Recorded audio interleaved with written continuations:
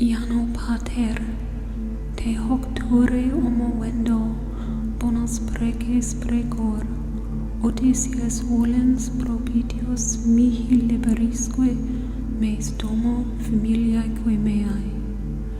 Iano pater, uti te ture omovendo, bonas preces bene precatus sum, eustem re ergo macte vino inferio esto.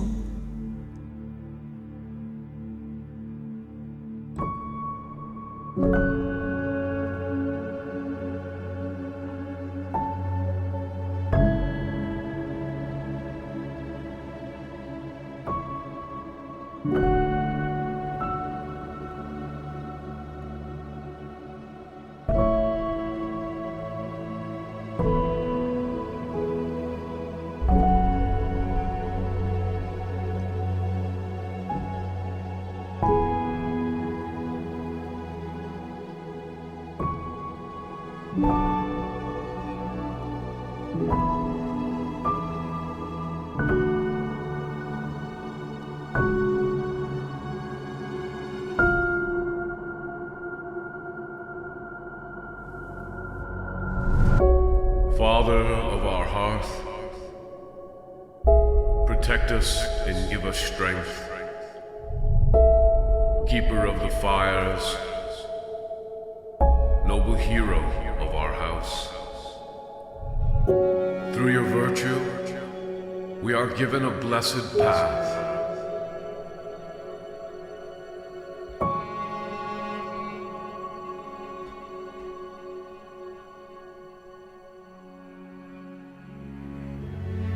Mother of our earth, nurture us and give us breath. Keeper of the life,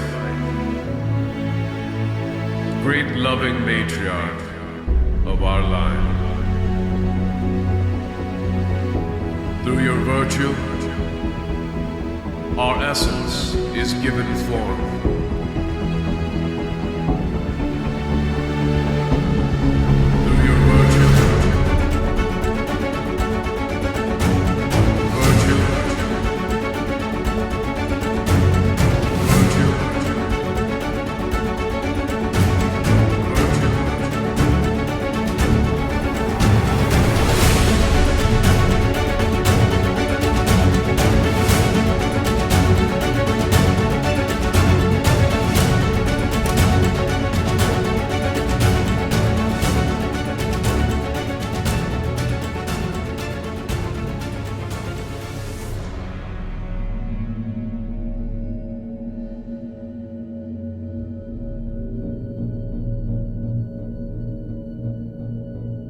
Who were our ancestors?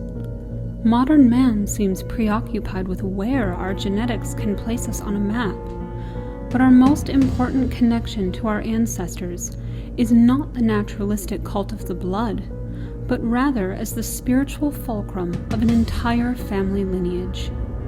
The forefathers are, of course, genetic antecedents, but the bond to them is an otherworldly one, as if they shared one unified purpose as it pertains to the divine mission of the soul. The patriciate is the aristocratic segment of a people blessed with special attributes endowed from above due to their divine connection through the sacred rites. This endowment is a transcendent one, a concentration of supernatural forces bestowed by a lineage of blood, but far more than just a genetic connection or a merely biological inheritance. It was a particular spiritual energy, the mystical force of a people, living in and perpetuated through that lineage.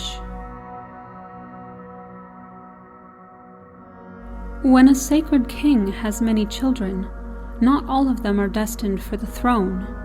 A great many generations later, there would be a population of thousands of people who could claim direct descent from that regal line.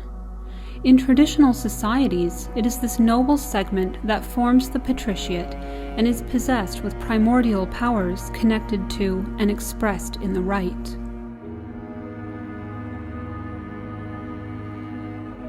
In modern times, we think of the aristocracy as a financial elite or perhaps an intellectual elite, but in ancient times, it was the power of the right which the aristocracy alone wielded that conferred special status upon them, and not great wealth or political influence.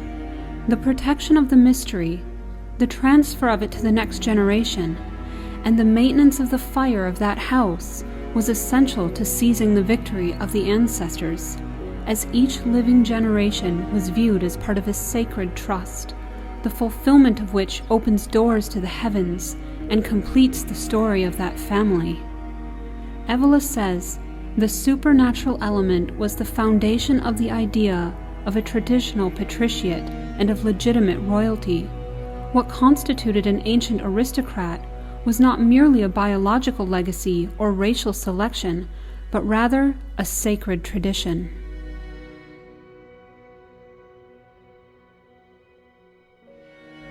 This is what it means to have ancestors in a spiritual sense.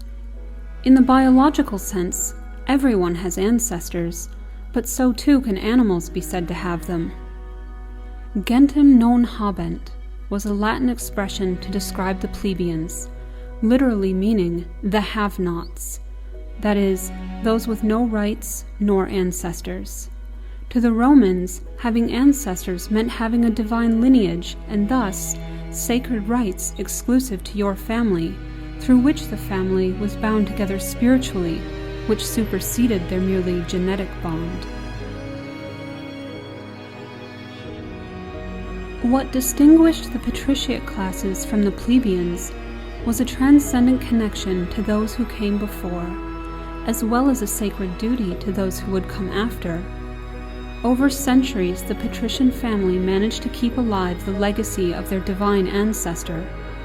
Just as the sacred king was descended from a god, so too were the patrician families.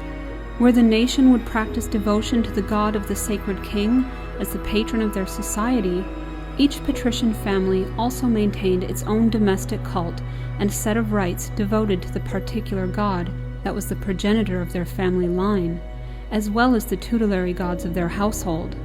The family is the distilled version of the nation.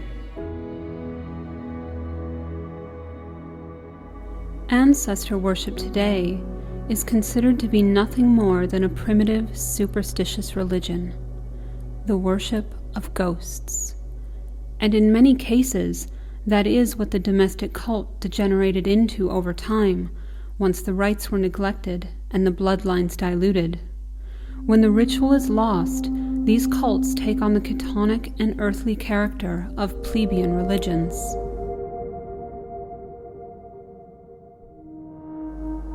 The lower classes had customs and beliefs, but no transcendent quality or form entrusted to a rigorous and secret ritual tradition was transmitted to them through the blood. As such, the plebeians did not have the privilege of the second birth, of initiation, which characterized the nobility. Further, they lacked the solar element that would give their religions a quality of upward transcendence. Instead, they had a collective and chthonic character. They were considered children of the earth, and their religions were often characterized by subterranean forces and devotion to the feminine, which celebrated their promiscuity and connection to the naturalistic and generative forces, rather than to the solar luminous forms of the heroic tradition. There is a modern and egalitarian notion that one's lineage is unimportant, that whether or not one comes from a good family is irrelevant, and that it is only the merits of the individual that matter. This attitude is perhaps due in part to the fact that people are now conditioned to dislike aristocracy and natural elitism as a result of its modern corruption. However, the modern celebration of the common man and the accompanying belief that everyone is just as good as everyone else is antithetical to tradition, which upholds a clear hierarchy that is designed to reflect the divine order amidst the chaos of the world. The establishment of the patriciate is part of the establishment of order against chaos, a critical element in holding back the forces of Gog and Magog.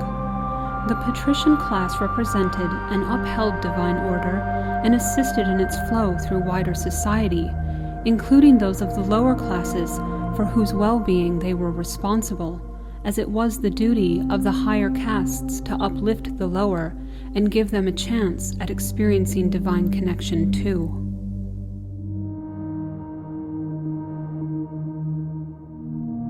The plebeian classes represent chaos, and their natural tendency is to live in a chaotic way.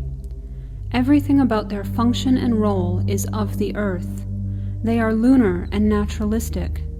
Their breeding choices are simplistic and promiscuous. In the event of social strife, they are easily riled up into a mob. They lack any higher impulse and are content to function on a very basic level, living with a focus on material senses, lacking self-mastery and direction, and happy to overindulge whenever possible. They don't aspire to anything more because they do not come from a legacy of aspiring to more. It is not in their collective unconscious to long for something more than life, and they gravitate instead to satisfying their sensory pleasures. Such people are not a bulwark against chaos, but more often than not are unwitting servants of it.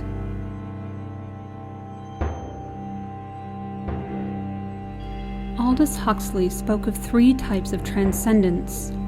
One is the upward transcendence that we see among the initiated, those who go beyond by rising, to take the term literally, beyond themselves, that is, those who have changed their ontological nature and who participate in the sacred rites. But Huxley also refers to 2 other types of transcendence, and these are the purview of the lower classes for whom upward transcendence is not open. There is the downward transcendence of drugs and other substances, sexuality, and what Huxley calls crowd delirium, or what we might today call mob mentality. There is also a horizontal or lateral transcendence, which Evelyn says in his book, The Beau in the Club, manifests itself in collectivist phenomena, in the passive and irrational identification of the individual with various fanatical currents or movements or ideologies, with the manias of the day.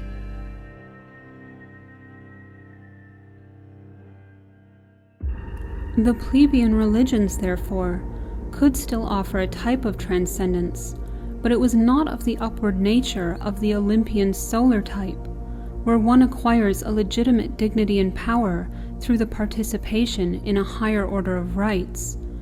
Instead, the plebeian religions tend towards the sense pleasures of downward transcendence, for example, in the form of the Dionysian bacchanalias of the ancient world, or the more modern forms of New Age shamanism and psychedelic mysticism, or the collectivist transcendence as seen in the modern-day atheistic religions of mass hysteria and social outrage. In some ways, the plebeian grasping at transcendence could be characterized as Promethean, an illegitimate attempt to acquire a supernatural dignity and power that has not been hard-won through initiation, but is stolen or even fraudulent.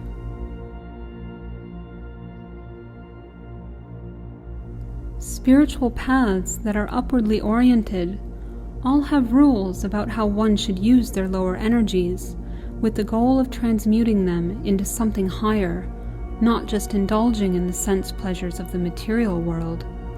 The downward and horizontal paths keep one trapped in materiality, but offer the illusion that it is something more, as it takes one out, however briefly, of the mundane aspects of their lives.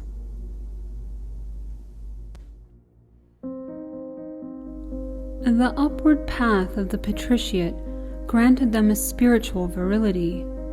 The dignity enjoyed by the aristocracy was not the meritocracy of one's individual talents, but rather a spiritual meritocracy based both on their family lineage, but also on the ontological nature that was bestowed on them by virtue of being born into such a family and participating in initiatic and ritual traditions. In our modern egalitarian society, many people would bristle at the idea that anyone is born better than someone else, but such notions would have been commonplace assumptions in the traditional world.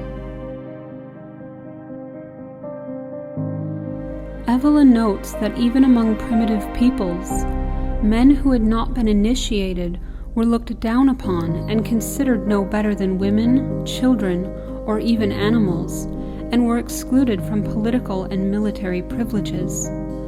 A man was not considered a true man unless he had undergone the harsh trials of the rites that were designed to transform his inner nature. Once he was twice born, a man could join the group of true men who oversaw the affairs of the community. Initiation was seen to confer true manhood, and it was a man's spiritual virility that set him above others, not his intellect or his physical strength. Evelyn notes briefly the difference between the Latin words vir and homo, both translated to mean man, but with markedly different meanings. Homo designates a man that is earthly, possibly fashioned from the earth itself, and not immortal.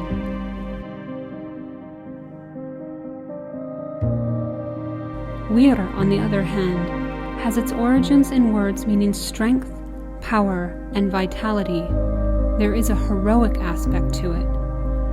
Giambattista Vico says in his famous tome The New Science that this term implies a special dignity, designating a man of the nobility, and he remarks, the term vir indicated wisdom, priesthood, and kingship, as I have previously demonstrated that it formed one thing in the person of the first fathers in the state constituted by families.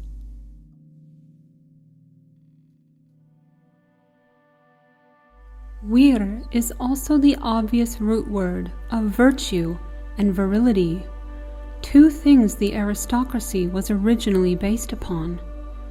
Evola says that it is only in recent times that the aristocracy has taken on a secular and political character.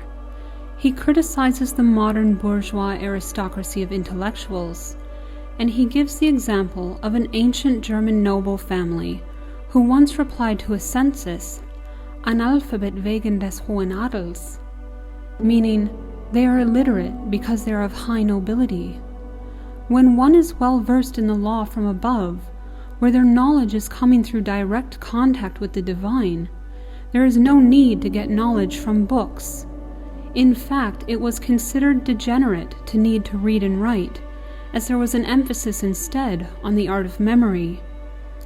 It is said in the Vedic literature that as humanity degenerates, we will lose our ability to remember, and it is because this happens that we have a need for written information. This is the reason for the oral traditions of many ancient spiritual cultures, not because they were simpletons or lacked foresight, as modern academics sometimes imply.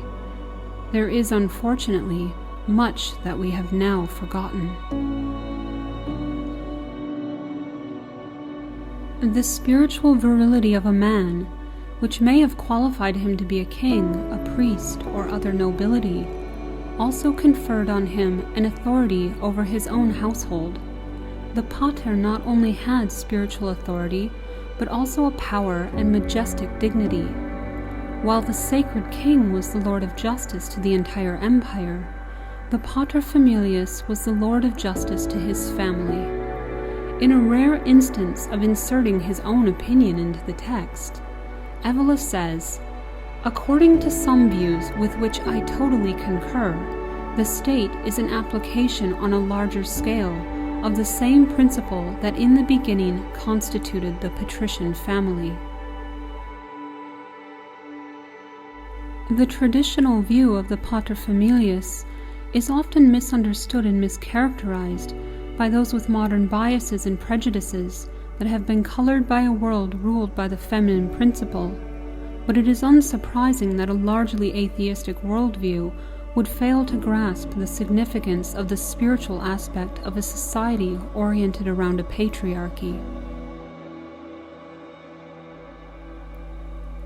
Evola writes, The father was the virile priest in charge of tending to the sacred family fire, but he was also the one who must have appeared like a hero to his children, relatives, and servants, or like the natural mediator of every efficacious relationship with the supernatural, or like the supreme vivifier of the mystical force of the ritual, which was present in the substance of fire, or like the incarnation of order, as Agni was to the Indo-Aryans, or like the principle that brings the gods to us, or like the firstborn from order, or like the son of strength, or like he who leads us away from this world to higher dimensions, into the world of right action.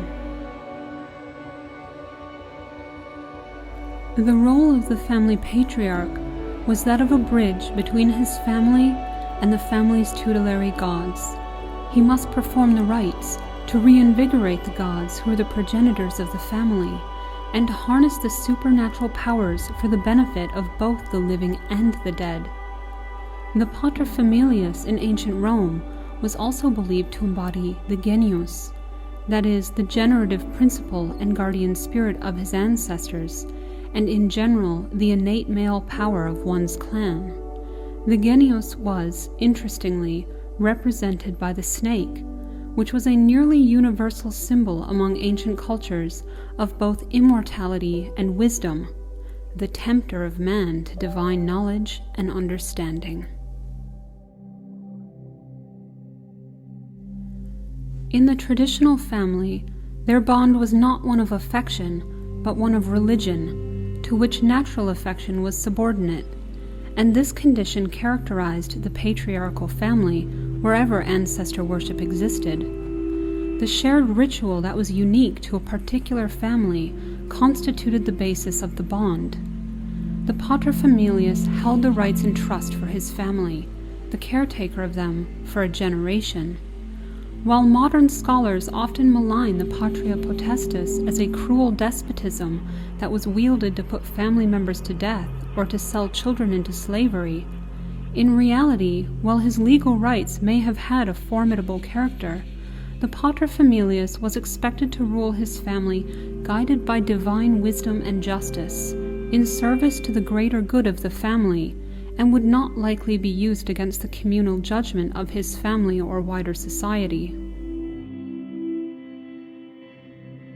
For example, an errant son might be put to death if he had committed some crime that jeopardized the continuation of the family cult through bringing ruin upon the family, particularly in societies where the whole family could be held accountable for the crimes of a relative, as in ancient Japan, where the entire family might be put to death for a capital offense. The paterfamilias was the representative of his family, and if he erred in his judgment, the whole family could be liable to suffer the consequences of his mistake. He exercised his authority in the name of the family as a whole, guided by his knowledge from above and his superior ontological nature, for the long-term benefit of the family, not as a tyrannical imposition of his own will and personal agenda. The role of the paterfamilias would be inherited by the firstborn son, and in the Vedic tradition, the firstborn son frees his father from the debt to the ancestors, taking his father's place on the earthly plane and continuing to bear forth the spiritual fire of the blood of the ancestors. His spiritual mission is directly tied to the cult of his family, and he must keep the family's spiritual quest alive. It was considered the greatest calamity to die without leaving a male heir to perform the rites and make the offerings. As the creative force is part of the masculine principle, the duty of maintaining the rites rested with the man, not the woman. It was therefore of paramount duty to the family to ensure an heir. For a younger son to die without an heir was a personal misfortune for him, but in the case of the firstborn son and successor, it was a crime against the ancestors, as the religious cult of the family was then threatened with extinction. However, because the family bond was primarily a spiritual one, a son could be adopted into the family to carry on the rites, and likewise a biological son who neglected the rights of the family could have his privileges taken away. Thus, right rather than blood was the primary unifier of the family, and this was also the case when it came to marriage among patrician families. In India, Greece, and Rome, before becoming her husband's bride, a woman had to first be mystically joined to his family through the rites. While the lower classes participated in a secular type of marriage, where the woman was seen as merely property to be transferred from father to husband, the patrician classes conducted a ritual and sacred marriage, and Evelyn notes that the sacral element that abided in the agape was considered to be so important that without it the validity of the marriage could be challenged. Evola also touches on the idea of a spiritual paternity superseding a natural paternity, of a second birth over a natural birth.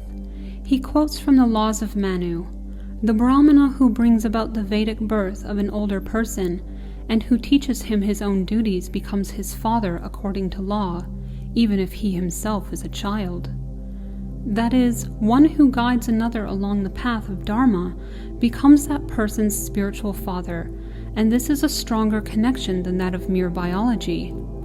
The family arose as a consequence of contact with the divine and is an adaptation of that original spiritual lineage. The repeating theme throughout tradition is the order from above. Every traditional institution, from the empire to the family, is, to varying degrees, a microcosm of the macrocosm, a reflection of the innate hierarchy of divine order. These institutions are not based on naturalistic elements from below, but on the sacred legacies and spiritual actions that bend and shape nature to resonate with the divine. However, in the current age of the Kali Yuga, where the family has broken down into little more than loose collections of atomized individuals, the ideal of a family united by something more than blood might seem like only a half-remembered dream. Few of us have families that are equipped to assist us on a spiritual path. How can we regain our divine lineages and relight the triumphal fire of our ancestors? We can reignite the flame within ourselves, the living link in the golden chain that stretches into eternity.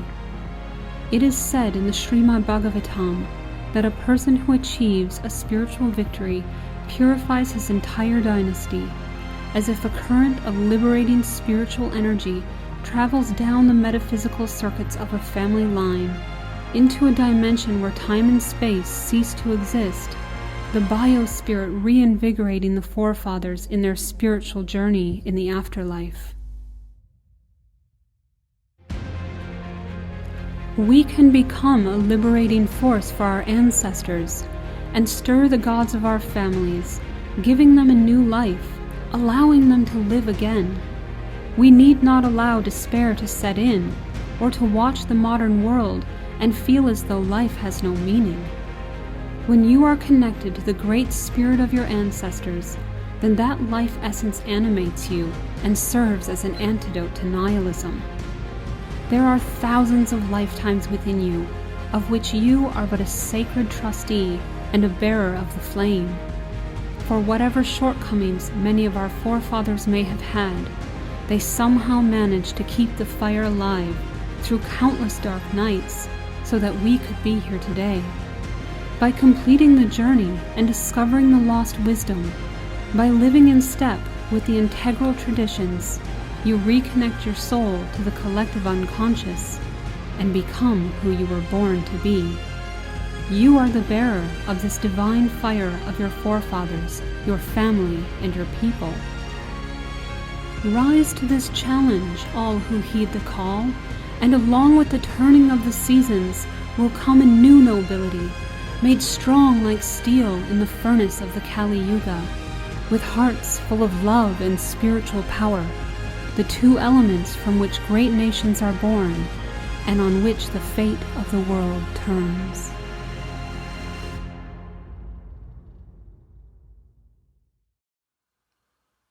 my hearth, my family, my treasure of soul, my people, my legacy, my honor to know. We were so proud and strong, And we could do no wrong as long as we kept the rights alive. on grasp of destiny, Woven through eternity, the infinite extends its hand to life. United are we, where the circuits are alive. The fire of our hearts kept alive. The gods have blessed us, dear Father. Your guidance has brought us the divine. My love, my dignity, my virtuous guide, my hope, my progeny, the imminence of life. our emblem was invincible, Our lineage, the true symbol, as long as we kept the rights alive. a solid dignity, Uranian in quality, our ancestors